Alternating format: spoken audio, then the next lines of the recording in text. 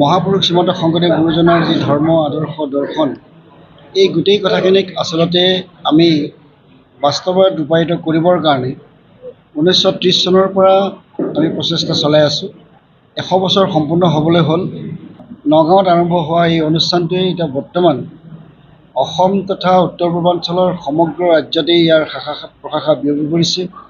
দিল্লী মহানগৰীৰ পৰা আৰম্ভ কৰি পশ্চিমবংগৰ পৰা আৰম্ভ কৰি গুজৰাটৰ পৰা আৰম্ভ কৰি এই গোটেই জিলাবিলাকত প্ৰায়বিলাক ষ্টেটতেই আমাৰ শ্ৰীমন্ত শংকৰদেৱ সংঘৰ বা মহাপুৰুষ শংকৰদেৱ গুৰুজনাৰ আদৰ্শক প্ৰতিষ্ঠা কৰিবৰ কাৰণে আমি প্ৰচেষ্টা চলাইছোঁ। মই যোৱা 2 মাহ আগতে কলিকতালৈ গৈছিলোঁ।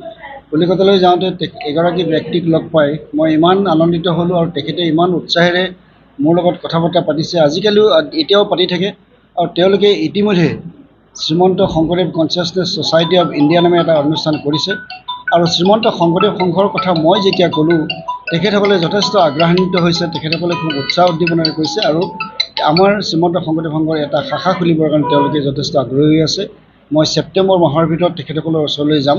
তেখেতসকলৰ ওচৰলৈ গৈ তেখেতসকলৰ ইচ্ছা পূৰণ কৰি পেলাই আমি এটা শাখা খুলিম।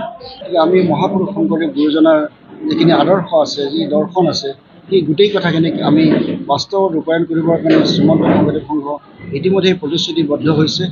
শ্ৰীমন্ত শংকৰদেৱ সংঘই আমাৰ গুৰুত্বপূৰ্ণ শাখা সমিতি আছে, শিক্ষা শাখা সমিতি আছে, আমাৰ কেন্দ্ৰীয় সেৱা বাহিনী আছে। যুৱক যুৱতীসকলক আমি সুসংগঠিত কৰি আমি সেৱা বাহিনী গঠন কৰিছোঁ। এই 2টা অনুষ্ঠানৰ উদ্যোগত আমি ইয়াত ক্ৰীড়া সমাৰোহ অনুষ্ঠিত কৰিম। ক্ৰীড়া সমাৰোহ বুলি কোৱাৰ লগে লগে এটা মহাপুৰুষৰ নামত স্থাপিত এটা অনুষ্ঠান সাধাৰণতে আধ্যাত্মিক অনুষ্ঠান বুলি ভবা হয়। আধ্যাত্মিক অনুষ্ঠানৰ লগত ক্ৰীড়াৰ কি সম্পৰ্ক, এই গোটেই কথাখিনি অলপমান যেন ইফাল সিফাল হয়। কিন্তু আপোনালোকে যেতিয়া মহাপুৰুষ শংকৰদেৱ গুৰুজনাৰ জীৱনী যেতিয়া অধ্যয়ন কৰিব, মহাপুৰুষ শংকৰদেৱ সম্পৰ্কে যেতিয়া জানিব, তাত এই কথাটো প্ৰতীয়মান হ'ব যে এগৰাকী সুস্থ সবল মানুহ হৈ থাকিব, সুস্থ সবল মনৰ গৰাকী হ'বৰ কাৰণে এগৰাকী মানুহৰ কি কি প্ৰয়োজন। আধ্যাত্মিকতাৰ নিশ্চিতভাৱে প্ৰয়োজন আছে, খাদ্যৰ প্ৰয়োজন আছে আৰু ক্ৰীড়াৰ প্ৰয়োজন আছে। মহাপুৰুষ শংকৰদেৱ গুৰুজনাই 120টা বছৰ এই বিনন্দীয়া পৃথিৱীখনত জীয়াই আছে, আমাক বিভিন্ন দৰ্শন দি থৈ গৈছে তেখেতে। এই 120টা বছৰত মহাপুৰুষ শংকৰদেৱ গুৰুজনাৰ আমি যিমানবোৰ জীৱনী পঢ়িছোঁ, যিমানবোৰ লিখনি তেখেতৰ পঢ়িছোঁ বা যিমানবোৰ আমি পঢ়িছোঁ, এই গোটেই কথাখিনিত ক'তো কেতিয়াও মহাপুৰুষ শংকৰদেৱ গুৰুজনাৰ বেমাৰ হোৱাৰ তথ্য আমি কেতিয়াও পোৱা নাছিলোঁ। যোগৰ নেচাৰেল পুথি বুলি আমি মহাপুৰুষ শংকৰদেৱ বিশ্ববিদ্যালয়ত আমি প্ৰতিষ্ঠা কৰা বিশ্ববিদ্যালয়ত আমাৰ এটা ডিপাৰ্টমেণ্ট আছে, যোগৰ নেচাৰেল পুথি বুলি। এতিয়া আমি যোগৰ নেচাৰেল পুথি কৰিছোঁ যদিও মহাপুৰুষ শংকৰদেৱ গুৰুজনাই কিন্তু এয়া 550 বছৰ আগতেই মহাপুৰুষ শংকৰদেৱ গুৰুজনাই এই যোগৰ কথাটো কৰি থৈ গৈছিল আৰু তেওঁ নিজেও এই যোগ বিজ্ঞানত পাৰ্গত আছিল কাৰণে তেওঁৰ শৰীৰটো সুস্থ সবল হৈ আছিল। সংগতি ৰাখি আজি আমি সেই বিষয়টোকে আমি অত্যধিক গুৰুত্ব প্ৰদান কৰি আমাৰ যি বিদ্যালয়সমূহ আছে, শ্ৰীমন্ত শংকৰদেৱ সংঘই প্ৰতিষ্ঠা কৰা 54খন বিদ্যালয় আছে সমগ্ৰ অসমত। এই 54খন বিদ্যালয়ৰ ছাত্ৰ ছাত্ৰীসকলক এনেধৰণে শাৰীৰিক মানসিক আৰু আধ্যাত্মিকভাৱে উৎকৰ্ষ সাধন কৰিবৰ কাৰণে আমি এটা প্ৰচেষ্টা চলালোঁ। গতিকে আমি সেৱা বাহিনীৰ যুৱক যুৱতীসকলকো লৈ আৰু আমাৰ ছাত্ৰ ছাত্ৰীসকলক লৈ তেওঁলোকৰ শাৰীৰিক মানসিক উৎকৰ্ষ সাধনৰ কাৰণে আমি এটা প্ৰচেষ্টা হাতত লৈছোঁ। আমি ক্ৰীড়াৰ জৰিয়তে সেই কথাখিনি আমি সম্পন্ন কৰিবৰ কাৰণে চেষ্টা কৰিছোঁ।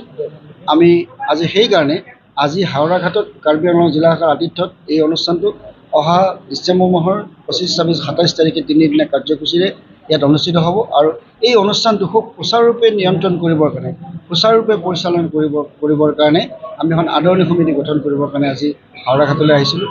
খুব সুন্দৰকৈ এখন আদৰণি সমিতি গঠন হৈ গ'ল, শক্তিশালী আদৰণি সমিতি গঠন হৈ গ'ল যে আমি ইয়াত খুব গুৰুত্বপূৰ্ণ বিষয়সমূহ আমি সভাপতি হিচাপে আমাৰ এগৰাকী বিশেষ ব্যক্তি শ্ৰীমন্ত শংকৰদেৱ সংঘক প্ৰতিনিধিত্ব কৰিছে হাওৰা ঘাটৰ পৰা বা কাৰ্বি আংলং জিলা শাখাৰ পৰা শ্ৰী বীৰেন বৰা বাব আৰু বিমান বৰা। এই হাওৰা ঘাটৰে সন্তান, এই হাওৰা ঘাটৰে তেখেতৰ বিদ্যালয়তে আমি ইয়াত আছোঁ।